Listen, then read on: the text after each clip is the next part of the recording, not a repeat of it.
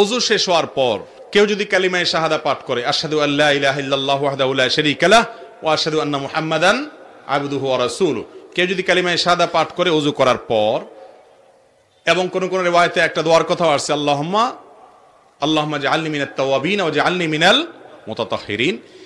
এই বিশেষ করে কালিমায়ে শাহাদা এবং পাশাপাশি এই দোয়াটাও কোন কোন বর্ণনায় আসছে। এটা যদি কেউ ওযুর পরে পাঠ করে, ওযুকে আগে ঠিক মতো করতে হবে, তারপরে যদি পাঠ করে সুন্দর মতো ওযু করার পর, নবী করিম সাল্লাল্লাহু আলাইহি সাল্লাম বলেছেন এই ব্যক্তির জন্য জান্নাতের 8 দরজার যে কোনোটা দিয়ে প্রবেশ করার সুযোগ তৈরি হয়। এই আমলটা অত্যন্ত গুরুত্বপূর্ণ একটা আমল, কিন্তু আগে ইসবাগে ওযু করতে হবে। ওযুর ক্ষেত্রে সমস্ত হাদিসগুলো দেখলে দেখা যায় নবী করিম সাল্লাল্লাহু আলাইহি সাল্লাম ওযুকে ইসবাগ করতে বলেছেন, অর্থাৎ ওযুকে পরিপূর্ণ করতে বলেছেন। ওযুর পরিপূর্ণতা বুঝেন, এই যে শীতের সময় একটু কোন রকম পানি দিয়ে তাড়াতাড়ি করে আপনি জান বাঁচায় ফেললেন, এটা কি পরিপূর্ণ ওযু হয়?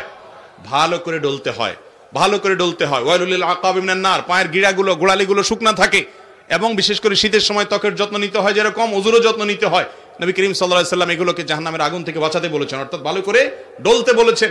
এর মাধ্যমে আপনি ওযুকে পরিপূর্ণভাবে করলেন, বিসমিল্লাহ বলে করলেন। ওযুর সাথে মেসওয়াক করা এটা একটা গুরুত্বপূর্ণ সুন্নাহ। আজকাল এই সুন্নাহ হারিয়ে গেছে। মেসওয়াক আমাদের পকেটে আছে, বেশিরভাগ মানুষের নাই। তো যাই হোক, ওযুকে যদি আপনি যথাযথভাবে করেন, সমস্ত সুন্নাতগুলো মেনে করেন, এরপরে কালিমায়ে শাহাদা পাঠ করেন, এই ফজিলত পাওয়া যাবে। এখন কথা হলো আকাশের দিকে তাকাতে হবে কিনা। তাকানোর ব্যাপারে কয়েকটা বর্ণনা পাওয়া যায়। বেশিরভাগ বর্ণনাতে তাকানোর শর্ত নাই। কোন কোন বর্ণনায় আকাশের দিকে তাকিয়ে এই কালিমায়ে শাহাদা পাঠ করার কথাও বর্ণিত আছে।